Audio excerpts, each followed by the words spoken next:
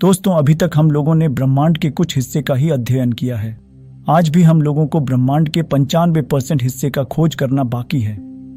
हम समय के साथ ब्रह्मांड के खोज का दायरा बढ़ा रहे हैं। इसी सिलसिले में आज से लगभग 46 साल पहले नासा द्वारा वाइजर 1 और वाइजर 2 नामक अंतरिक्ष यान को धरती से इस विशाल ब्रह्मांड की तरफ रवाना किया गया था। वाइजर 2 को 20 अगस्त 1977 को, वही वाइजर 1 को उनके 15 दिन बाद अपनी अंतरिक्ष यात्रा के लिए रवाना किया गया था। इन यानों में ग्रामोफोन भी लगाया गया है, जिसका उद्देश्य एक आशा है। आशा ये कि धरती के अलावा भी ब्रह्मांड में कहीं जीवन अवश्य है।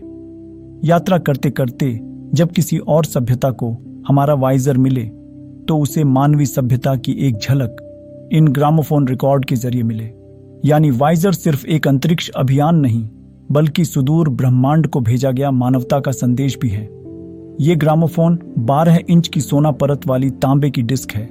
इसमें कुल 115 चित्र और इसमें 55 विभिन्न भाषाओं में अभिवादन रिकॉर्ड किया गया है, जो 1 अरब सालों तक सही सलामत रहेंगे।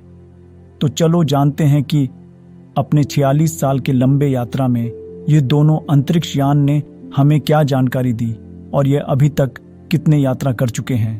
तो आइए इन सभी सवालों का जवाब इस वीडियो में प्राप्त करते हैं। लॉन्च के 18 महीने बाद यानी 1979 को वाइजर 1 और वाइजर 2 बृहस्पति ग्रह पर पहुंचा। इन्होंने हमें बृहस्पति ग्रह पर उपस्थित द ग्रेट रेड स्पॉट की तस्वीर भेजी और बृहस्पति के वातावरण के बारे में हमें जानकारी दिया। साथ ही इन्होंने बृहस्पति के 4 चंद्रमाओं की तस्वीर भी हमें भेजी, जिससे हमें पता चल पाया कि हमारे सौर मंडल का सबसे बड़ा चंद्रमा गैनीमीड है। बृहस्पति के चंद्रमा पर ज्वालामुखी की मौजूदगी का भी पता चला। वाइजर ने हमें बताया कि बृहस्पति के चंद्रमा यूरोपा के मोटे बर्फ के परत के नीचे विशाल सागर मौजूद है। इन्होंने बृहस्पति के 1900 से भी ज्यादा तस्वीर हमें भेजा। बृहस्पति के गुरुत्वाकर्षण का उपयोग करके वाइजर ने अपनी अगली यात्रा के लिए शनि ग्रह की ओर चल पड़ा।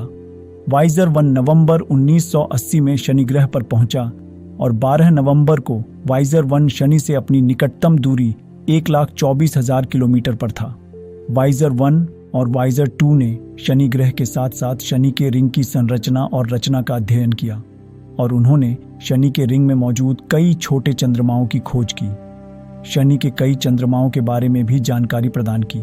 उन्होंने शनि के वायुमंडल का अध्ययन किया और उन्होंने शनि के वायुमंडल में होने वाली विभिन्न घटनाओं को भी देखा। शनि के बाद वाइजर 1 ने सौर मंडल से इंटरस्टेलर स्पेस की तरफ चल पड़ा, जबकि वाइजर 2 ने सौर मंडल के बाहरी ग्रहों यूरेनस और नेपच्यून के पास से उड़ान भरी। ये 24 जनवरी 1986 को यूरेनस के पास से उड़ान भरी। वाइजर 2 ने यूरेनस के रिंग और उसके कई चंद्रमाओं, जिनमें टाइटनिया, ओबेरोन, अर्बियल और मिरांडा शामिल हैं, के बारे में महत्वपूर्ण जानकारी प्रदान की। इसके बाद इसने 25 अगस्त 1989 को नेपच्यून के पास से उड़ान भरी। वाइजर 2 ने नेपच्यून के ग्रेट डार्क स्पॉट और उसके कई चंद्रमाओं, जिनमें ट्रिटॉन और प्रोटियस शामिल हैं, के बारे में महत्वपूर्ण जानकारी प्रदान की। यह यूरेनस और नेपच्यून के पास से उड़ान भरने वाला पहला अंतरिक्ष यान था। वाइजर 1 ने सबसे पहले 2012 में हमारे सौर मंडल के बाउंड्री हेलियोस्फीयर को पार कर इंटरस्टेलर स्पेस में प्रवेश किया था। इसने 121 एस्ट्रोनॉमिकल यूनिट्स की दूरी पर हेलियोस्फीयर के साउथर्न हेमिस्फीयर को पार किया था। वही इसके जुड़वां वाइजर 2 ने नवंबर 2018 में हमारे सौरमंडल के बाउंड्री को पार कर इंटरस्टेलर स्पेस में प्रवेश किया। इसने 119 एस्ट्रोनॉमिकल यूनिट्स की दूरी पर हमारे हेलियोस्फीयर के नॉर्थर्न हेमिस्फीयर को पार किया था। अभी यह हमारे पृथ्वी से करीब 24 अरब किलोमीटर दूर मौजूद है। यह दूरी इतनी ज्यादा है कि वाइजर 1 से धरती पर संदेश आने जाने में करीब 36 घंटों का समय लग जाता है। वही वाइजर 2 हमारे पृथ्वी से 20 अरब किलोमीटर दूर मौजूद है। अब वाइजर 1 और वाइजर 2 अंतरिक्ष यान अब बहुत बूढ़े हो चुके हैं। इनकी ऊर्जा खत्म होती जा रही है। इनमें बचा ईंधन बस कुछ वर्षों तक ही हमारा साथ देगा। उसके बाद ये यान हमसे संपर्क तोड़कर ब्रह्मांड की अनंत यात्रा की ओर निकल जाएंगे।